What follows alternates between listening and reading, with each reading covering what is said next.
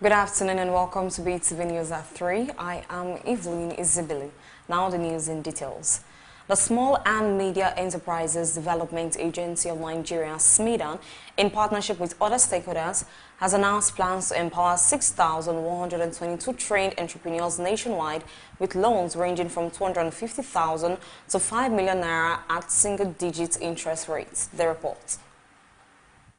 The loan facility, unveiled at the launch of the ICSS dedicated loan scheme, is aimed at addressing one of the major challenges facing small businesses in Nigeria's access to affordable financing. Micro, small and medium enterprises play a critical role in job creation and economic growth, but many struggle to expand due to high interest rates, strict collateral requirements and low levels of financial inclusion. Under the scheme, more than 5,000 trained entrepreneurs across the country are expected to access the loans after completing comprehensive entrepreneurship training. The initiative is designed to link business capacity development with access to finance, strengthen micro, small and medium enterprise sector, and support sustainable enterprise growth. Skills must be connected to capital.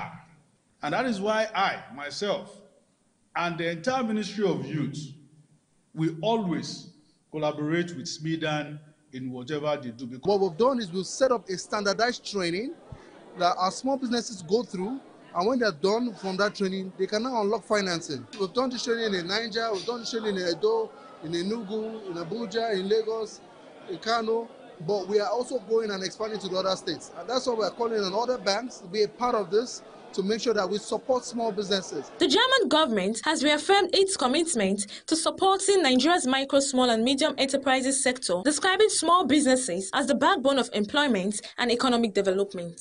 Ensuring sustainability, national ownership and long-term continuity. This institutional anchoring is essential. Sustainable economic transformation can only succeed when national institutions lead, own and continuously improve such programs. After attending the ICSS program and the loan part came up, I didn't take it too serious at first, and when we feel everything, I was just, okay, well, let's see how this goes. And as it turns out, it became a dream come true.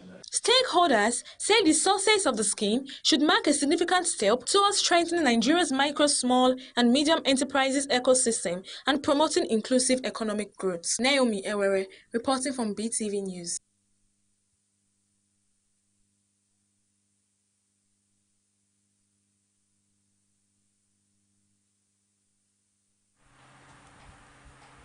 The Coordinating Minister of Health and Social Welfare, Professor Mohammed Pate, has said Nigeria's health sector must deepen its shift from faith-based assessment to evidence-based planning and programming. He made the statement during the Federal Ministry of Health and Social Welfare fourth quarter 2025 performance dialogue with state commissioners for health. The minister said the latest health sector scorecard provided important insight into the system's strength and gaps. Pate emphasized that reliable data is essential for refining policies, guiding investment, and strengthening the sector-wide approach aimed at improving healthcare delivery across the country. Review policy, programming, and seeing how we are actually doing from one where it was mostly stories, from faith-based to more evidence-based. The facts, the data, what it shows is that, in fact, we have a mixed picture. There are areas that we've made some improvements, but there are a lot of areas that we have to double down to work on. The scorecard is very revealing, not only in terms of the substance, but also in terms of the quality of the data that we are getting. The idea is that the data and this kind of dialogue will allow us to refine and to course correct as information becomes available to us.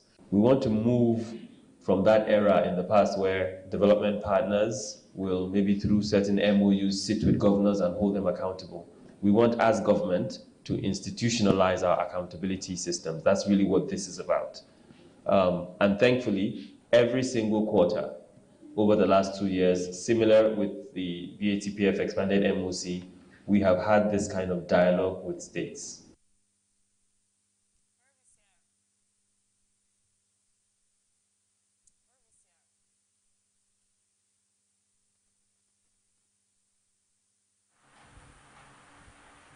Policy lawmakers, developers, and industry leaders in Nigeria's real estate sector are urging stakeholders to view newly implemented tax reforms not as a burden, but as an opportunity to reposition and expand their businesses. The call was made in Lagos State during the 2026 Construction and Real Estate Outlook, hosted by the Nigerian British Chamber of Commerce in collaboration with the International Real Estate Federation. The forum themed Navigating Reforms, Driving Resilience, Tax, Insurance, and the Future of Nigeria's Construction and Real Estate Sector in 2026 brought together key players to assess the impact of ongoing economic reforms on the industry. For real estate, for the first time in 2025, that sector was realistically positioned as a major contributor to GDP in Nigeria. So it was moved up from around 4% contribution to about 13.4% contribution to the GDP of Nigeria for the first 3 quarters of 2025. So you see that there's a chart I also put there. You will see it there. Okay? It shows clearly that your sector is actually an important component of this economy. This year will be a game changer. People have to be very deliberate in terms of planning for tax and for insurance. We've learned today that insurance is not something, it shouldn't be seen as a cost. It should be seen as a safeguard. It's things that you put even at the forefront when you're planning. There are several types of insurance. Those are the things that we need to put into place. There's no need for any alarm. Look at it, the issue of tax. If you're already tax compliant, there is no issue. And I think today is just really to allay the fears of the average investor. And I think the big takeaway is that if you want to invest, go ahead and invest. In that there are certainly more opportunities. It's still a growth area. It's contributing a large percentage of Nigeria's GDP and will continue to be a very important sector. So really, no cause for alarm.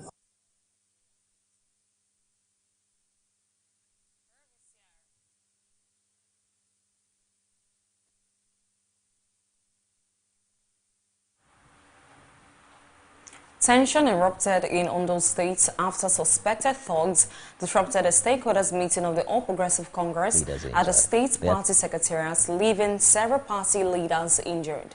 The attack caused panic among attendees, forcing members to flee and bringing the meeting to an abrupt end. Party leaders and officials had gathered for what was described as a routine stakeholders engagement when the assailants stormed the premises. The acting chairman of the APC in Ondo State, Ade Aditime, was assaulted, and a former member of the State House of Assembly was also injured in the accident. So I even attempted to jump down from the two-story building. I was on the ground floor when somebody, and those people came, so then the person just knocked something on my head, forehead. I started bleeding. I thought I had gone, but God favored me, I'm still alive. Respectively call on the President of the Federal Republic of Nigeria and leader of our great party, Asiwaju Bola Ahmed Tinubu, whose democratic journey has long been anchored in courage and institution building, to lend its moral authority towards restoring calm, ensuring accountability, and reaffirming that violence can never be a pathway to political relevance. We equally urge the national chairman of the APC and the leadership of the National Working Committee to act with urgency and fairness. Some miscreants who are supporters of some aspirants who have interest in one position or the other having clash outside the gate, they could not contest. I have to quickly ask the Commissioner of Police to move in immediately to ensure that they protect and the Commissioner of Police promised that he would deploy his men to ensure that the area is cleared, because I told him, because we are going to have the main meeting at about 2 p.m. as to ensure that he deploys security and make sure that these miscreants and supporters of one aspect or the other should be cleared because they are not part of our meeting.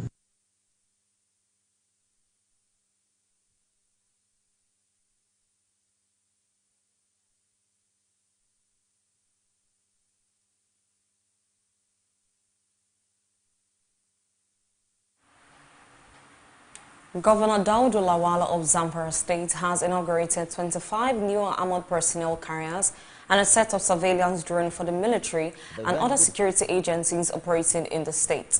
The ceremony held in Gusii is part of the state government's ongoing efforts to provide structured logistical support to frontline security forces in combating insurgency, banditry, and protecting lives and property.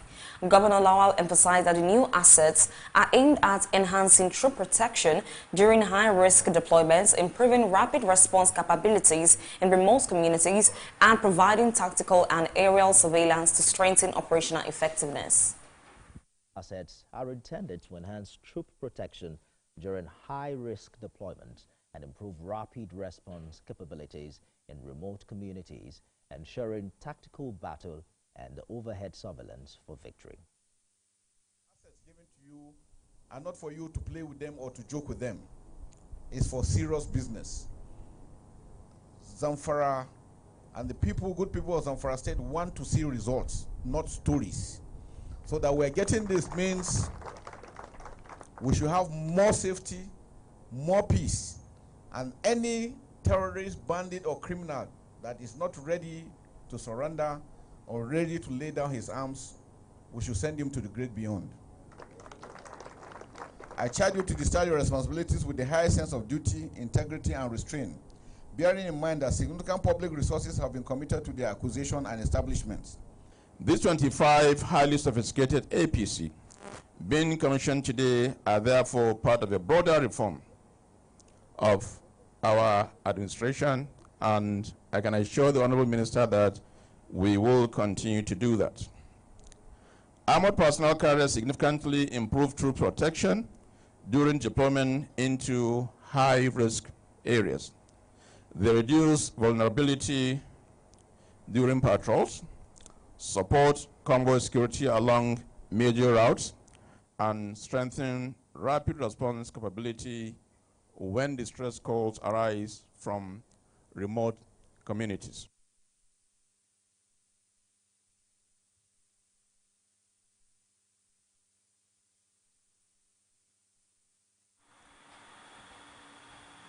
Operations at the Nigerian Customs Service Tin Can Island Port Command are set for a major transformation with an ambitious roadmap unveiled to deepen trade facilitation, strengthen transparency, and transition to a paperless cargo processing system. The report.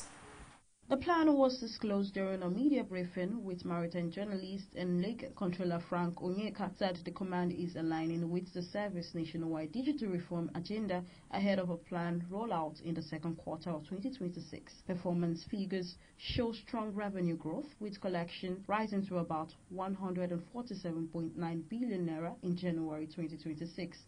Up from 116.4 billion naira in January 2025, representing a nearly 30 billion naira year-on-year increase. Last year we had $1 trillion 524 as our target. We ended up with $1 trillion 609 billion. What's new now? As at this time last year, end of January last year, we had 116 billion 412 million plus. As at the end of January this year, 2026, we ended with 145 billion 936 million plus. Outlining the reform direction, Controller Frank Onyeka emphasized the shift towards compliance-driven operation at the Tin Can Island Port Command.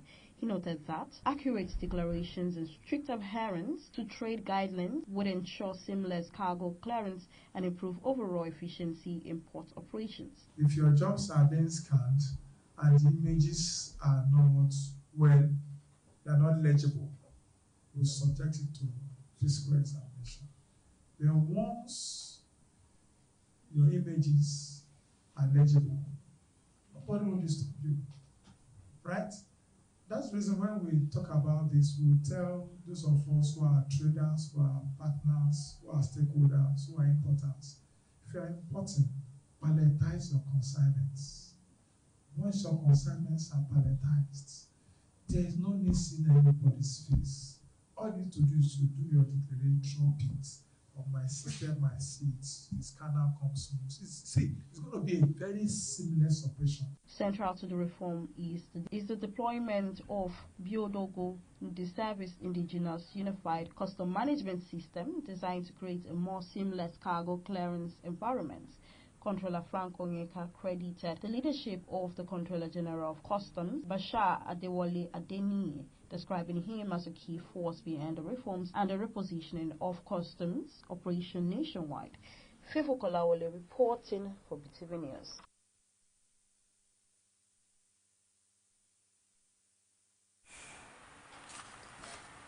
The National Youth Alliance has reaffirmed its commitment to promoting good governance and defending Nigeria's democracy. Speaking at the inauguration of 123 local government coordinators for the South-South Zone, Youth President Ambassador Aliyu Bin Abbas described the group as a credible nationwide platform dedicated to preparing young Nigerians and women for leadership roles.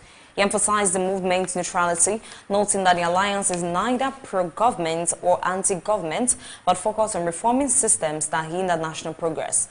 Despite the Independent National Commission's refusal to register the alliance as a political party, Abbas said it will continue mobilizing and supporting candidates aligned with its principle ahead of the 2027 elections. It's the most beautiful country in the whole world. Then God Almighty strategically placed Nigeria to be the voice of all the black race in the entire world. They deliberately invite people from different political parties because NYA is for all. You don't care what your political party, you don't care what is your belief, whether you're from the north, from the south, from the east, from the west, outside, whatever. As long as you're Nigerian, you are part and parcel of national lives. Calls for us to be hopeful, knowing that the future of the nation, who are the youth, are the one clamoring for this change. That means the process of giving birth to a new individual and is symbolic and significant to the life of our nation.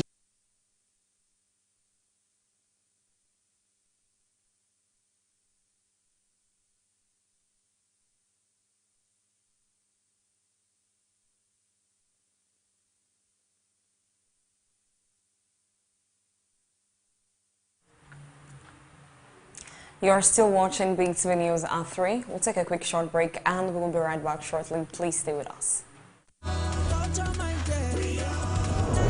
I am Amade Dexmod Enabulele, the Executive Chairman, Edo State Sports Commission. Esteemed people of Edo State, the second Niger Delta Games are here. I warmly invite every resident on behalf of Edo State government to come and witness the excitement of the biggest regional games taking place right here in Benin City from 20th to 27th February 2026. The opening ceremony is scheduled to hold at the iconic Samuel Bermuda Stadium on Friday, beginning from 5 p.m. I encourage families, youths, and sport lovers to come out in large numbers to support the athletes and enjoy world-class competition as we host the rest of Niger Delta people in our dear states. Together, let us showcase the hospitality and passion of Edo State as we make this edition of the Games memorable. Get ready for the biggest party in the Niger Delta. Join us at the Ogbe Stadium, Benin City, Edo State, 5 p.m. prompt on February 20, 2026, as we flag off the Niger Delta Games with pomp and pageantry. Over 5,000 athletes and officials from across the Niger Delta will converge to showcase their talent, culture, and pride. Expect an unforgettable night. The best of our unifying cultures, spectacular dance performances, and big music by Star Performance, Pato Ranking, Eben, and many more. The Niger Delta Games, Edo 2026, Beyond Oil, Harnessing Talent. Sponsored by the Niger Delta Development Commission, NDDC, making a difference. Don't wait to be told. Be there. Powered by Dunamis Icon Limited.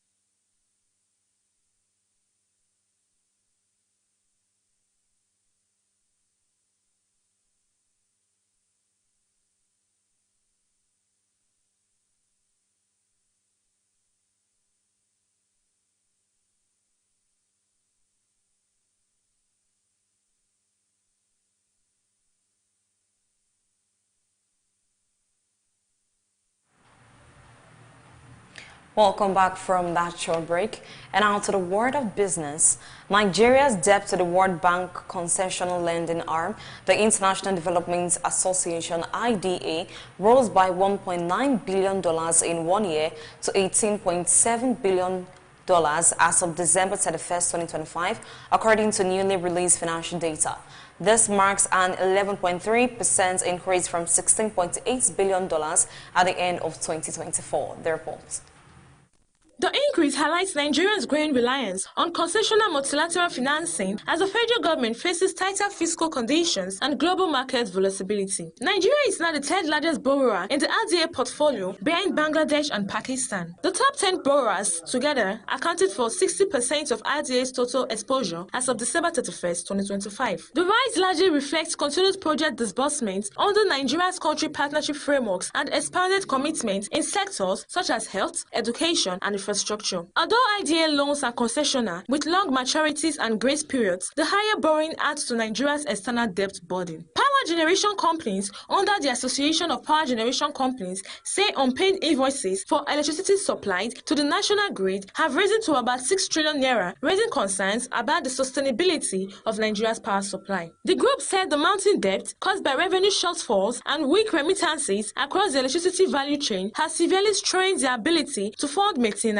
procure fuel, and expand operations. They warned that the liquidity crisis continues to threaten the stability of the sector. The association also rejected allegations by the Nigerian Labour Congress that electricity firms were engaged in institutionalized extortion. Chief Executive Officer Joy Ogaji said such claims ignore the structural challenges facing the industry and oversimplify the sector's financial difficulties. An unexpected slowdown in inflation has strengthened expectations that the Monetary Policy Committee of the Central Bank of Nigeria may begin easing monetary policy at its next meeting, according to analysts at FSTM. Before the January data was released, many analysts had projected inflation would rise to around 19% due to base year effects. Instead, headline inflation fell slightly to 15.1% from 15.2%.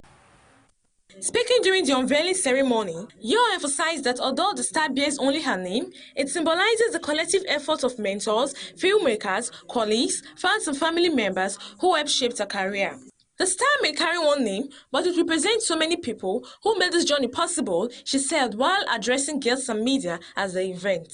The ceremony attracted entertainment executives, fellow actors and supporters who gathered to celebrate the Malaysia-born performer, widely respected for her decades-long contributions to international cinema. Yo rose to global prominence through action films, dramatic roles, and major Hollywood productions, eventually becoming one of the most influential Asian performers in the global movie industry. Industry observers note that the Walk of Fame honor marks another milestone in a career already filled with historic achievements, including major international awards and record-breaking performances that expanded representation for Asian actors in mainstream Western cinema. During her remarks, Yo encouraged young creatives from diverse backgrounds to remain persistent in pursuing their dreams, stressing that success often comes from resilience, collaboration, and believing in one's path even during difficult periods. The Hollywood Chamber of Commerce, which administers the Walk of Fame, stated that Yo's selection recognizes her lasting impact on film, television, and global storytelling. The star unveiling hats and names to the thousands of entertainment figures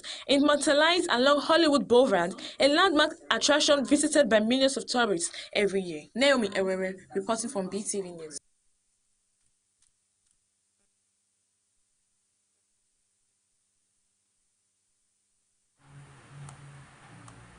Nigerian singer Candy Blakes has revealed that content creator Kolu was arrested in the United Kingdom following an incident at the airport. The report.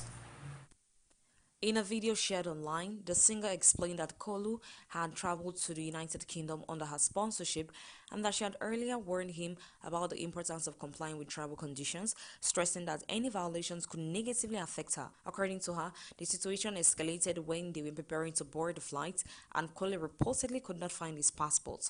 Candy Blake disclosed that she had been at the station attempting to explain that Kolu may not have fully understood the situation, but authorities declined to release him. In another developments, popular socialite and businessman Pascal Okechukwu, widely known as Cubana Chief Priest, has called on the people of Nigeria's southeast region to support President Bola Ahmed Tinubu in the 2027 general elections as a strategy to secure the release of detained separatist leader Nnamdi Kanu. Reacting to a viral video in which a southeast traditional ruler urged the president to either release Kanu or return him to Kenya, Cubana Chief Priest commended the monarch for taking the appeal directly to Abuja. He noted that the monarch's physical presence in the nation's capital was important to ensure that the concerns of the region were clearly heard at the highest level. The businessman further urged the southeast to align with the current administration rather than maintain an opposition stance. Referring to the 2023 presidential election, he pointed out that President Tinubu won without securing the majority of votes from the southeast, suggesting that a similar outcome could occur in future elections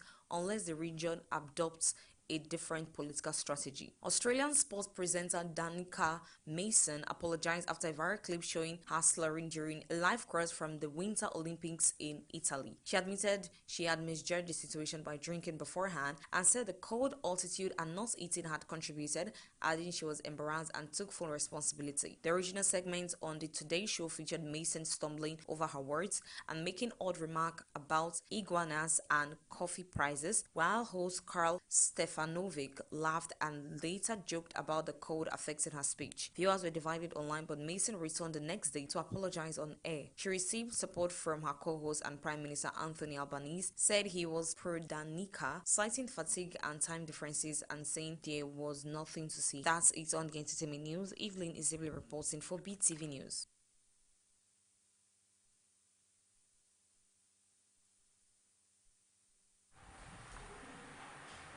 Several former and current players have voiced support for Vinicius Jr. following an alleged racist incident during Real Madrid's 1-0 UEFA Champions League win over Benfica. Vinicius scored the only goal of the match, but the result was overshadowed by claims that Benfica Gianluca Prestina directed racist abuse at him. Vinicius addressed the incident on social media, condemning racism and addressing perpetrators as cowardly. He said such abuse was not new to him or his team and criticized those who failed to punish discriminatory behavior. Among those backing him were Kylian Mbappe, who described the alleged remarks as unacceptable, and Trent Alexander-Arnold, who praised Vinicius' resilience.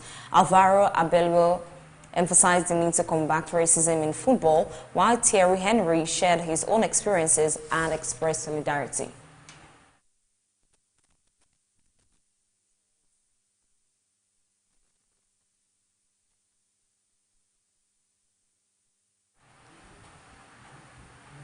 And that's all on Beetv News at 3 Bulletin. I am Evelyn Izili. Thank you and good afternoon.